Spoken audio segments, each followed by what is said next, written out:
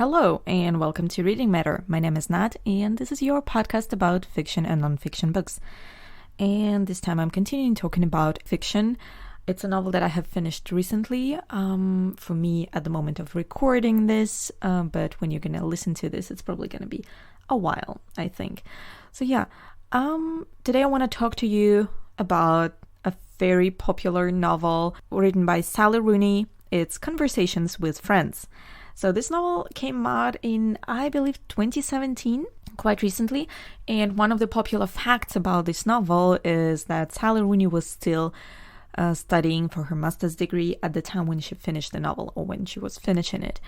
And this fun fact reminds me a lot of hype and criticism that arose from a very similar action of another famous writer. Her book is also sitting on my bookshelf. I'm talking about White Teeth by Zadie Smith. Because I believe with Zadie Smith, it was a very similar situation. She was finishing the novel, but she was still doing her master's, and there was quite a lot of attention from publishers to that.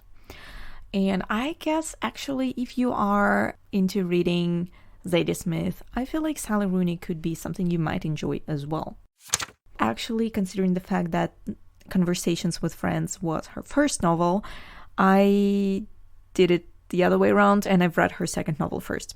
Which probably was a wise decision, I guess, because I feel that Normal People is better written from the perspective of language, of the topics she tackles, just the characters, the way they are painted. I definitely enjoyed more. I could relate more. Not relate more, but I felt like the characters were more real. But I'll get down to the character criticism a little bit later. There will be some spoilers in this episode, as always, so please continue if you want to know it, if you can manage it. If not, just go read a book and come back to listen to it once again. So, Sally Rooney, Conversations with Friends, is a novel that is narrated by Frances, who is 21, I believe. She is a student. She lives in Dublin, and her best friend is also one of her previous love interests, Bobby. Bobby is lesbian. Frances is bisexual. Those two facts come up every once in a while in the novel to remind us that the characters had a previous romantic relationship with each other, but then broke up and stayed best friends still. They are also creative partners in a way that they perform poetry together, and they are actually quite famous with it. And this fame is exactly what brings this couple to the attention of Melissa, who is a photographer and a writer. And she and her husband Nick invite young and interesting Frances and Bobby to join them for like a wine or two and to hang out, which eventually leads basically to the fact of this novel existing at all. The entire plot revolves around this relationship between the four characters. Different characters are involved to different extent, let's say, but the important fact is that Frances and Bobby, who used to be in a relationship but stay friends, get kind of involved with a married couple of Melissa and Nick. So what I thought was very confusing is this criticism of the age difference, which also leads us to the main topic, not the main topic, excuse me. Yeah, which leads us to one of the topics of the novel is communication between generations. I guess the title of the novel already pretty much tells us like what it's going to be about. It's going to be conversations, and they're going to happen between friends, whatever the definition of friends for Sally Rooney is. And basically one of the main points is the awkwardness of communication between younger, in quotation marks, and older generations. What I found a little bit interesting and slightly funny is how Nick, who's 32 years old, at the time when the novel is happening, I believe he's 32, he's considered to be old. He is like a representative of the older generation, and they just keep telling this, how Frances is so much younger than he is, but they still are in sort of relationship. They're having an affair, although he's so much older. Such a different generation. And later in the novel, we realize that Melissa is even older than Nick is, and this whole age gap is just such an upsetting point, because you just keep seeing how people don't even give a chance this communication. They just say immediately, oh yeah, well, older people, these young people, no chance we're going to understand each other, so why even try? So that was a bit like, all right, maybe this is something that Sally Rooney picks up as a sort of persistent topic nowadays in the communication between people. And I do not disagree that this is a fact. Like literature has always been playing with this idea. But I felt a little bit uncomfortable with those age kind of markers of like 21, you're still young, and 32, you're already old. I thought we as a community moved on from that. But, well, the question of generational communication is not the only one that she touches upon.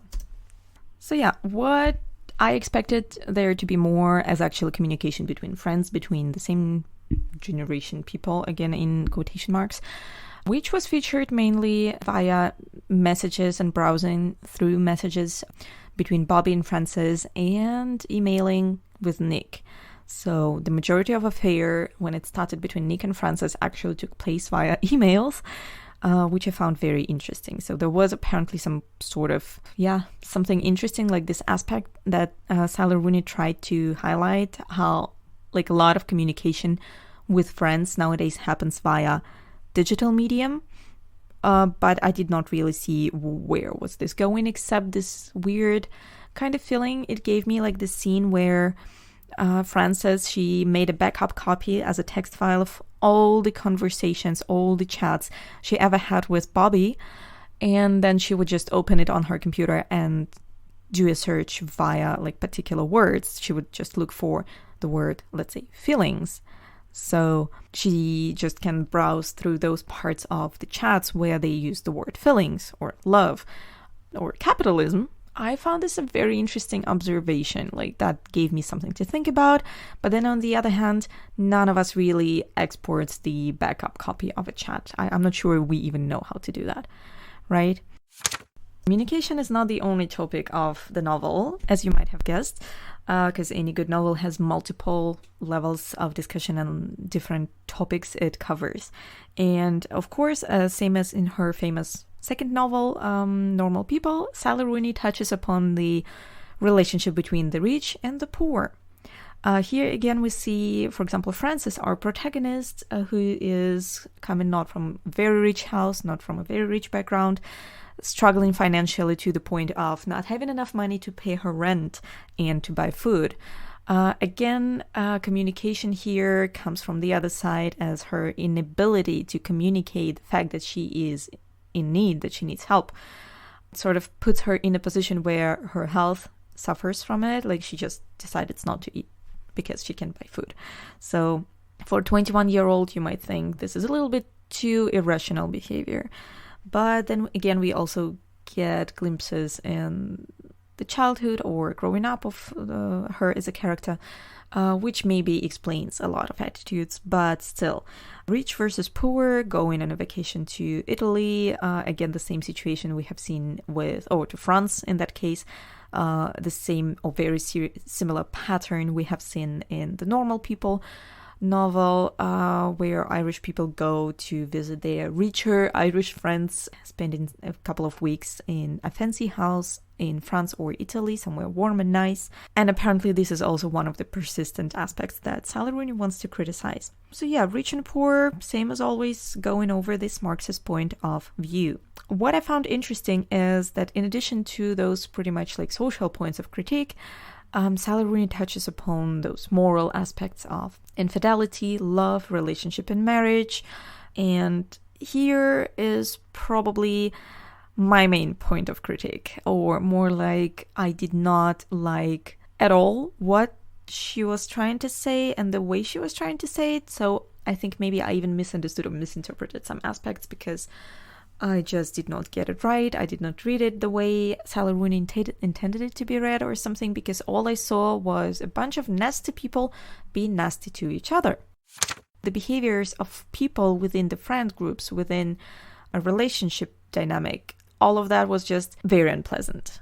And I was hoping by the end of the novel to see at least some sort of character development with regard to those questions, because Frances, as this young, inexperienced, creative person, she gets into this affair with a married man who has some mental and physical problems of his own, and his wife gets involved into it. And in the end, we see how basically the married couple actually has a weird kind of codependent relationship. And Frances, who always suffered from being the one who kind of pushes Nick to infidelity, she just literally becomes the victim of this codependent mixed dynamics, and only suffers from it on several levels, I guess, physically and emotionally. There is also no change in her. Like, going through these like life lessons, you expect the character to acquire some sort of knowledge, social skills, like get a new perspective. But in the end, I don't think she does, even when she's directly being told that her actions caused all those unpleasant results, not just for her, but also for her friend Bobby, where their friendship suffered for a very long time, also due to Frances being selfish, I guess, and not even trying to look outside of her own bubble of her personality. I do not enjoy reading the novels where it just, for dozens of pages, people are going through this like emotional torture within themselves because the guy didn't text them, or he texted something and she was thinking, oh, this is what he meant, this is what he might have thought, although that's not what he said. I do not really enjoy this kind of literature, and I'm willing to endure it, hoping that at the other end there will be a sort of character development or a sort of lesson that will be learned. I don't know. And this definitely did not happen in Conversations with Friends. I am still so puzzled with the ending of this novel. Please, guys, if you have read it, can somebody also talk to me and explain, is the ending actually as ridiculous as I think it is? I'm not going to say what exactly I mean because I don't want to spoil it to somebody who's going to read it and still listening. But yeah, well, confusing. All those relationship and like romantic involvements are just not my thing. Anyways, what I find very important and good about this novel, in addition to just like the Marxist side of it as always, is the topic of female health. So Sally Rooney touches upon a lot of questions here, and throughout the whole novel I had a feeling that what we are talking about is mainly mental health. Mental health not only directly when we talk about the character of Nick, who was, well, because of his artistic upbringing, let's say, he kind of was in a particular mental state when he has grown up and became an actor. And I'm talking about Frances more here, because through Frances we see how fragile personality can be, how much our emotional and mental state affects our physical state. But by the end of the novel, what comes out is actually her physical state is affected by her biology, not by or not just by anxiety and those constant emotional stresses and financial, like existential stresses that she had. So eventually, I think it's a very important thing that the topic of female health came up because Sally Rooney mentioned endometriosis, which she also kind of talked about a little bit more because Frances, as a character, she was researching this topic, and this is how we as readers also get to see this perspective, actually to have this question raised and participate in at least beginning to think about it as readers. So I think this is a very important part of the book, and I didn't see where it was going. Only by the end of the novel, more or less, we figure out what is the reason of immense physical pain that Frances experiences. To be honest, for majority of the novel, I was sure this is just a physical manifestation of her anxieties. But by the end, the ending was way more surprising. Biological ending of this whole story, I guess. What I missed was probably, again, some sort of resolution. But then I think maybe there was no resolution intended for that, because there is no resolution per se.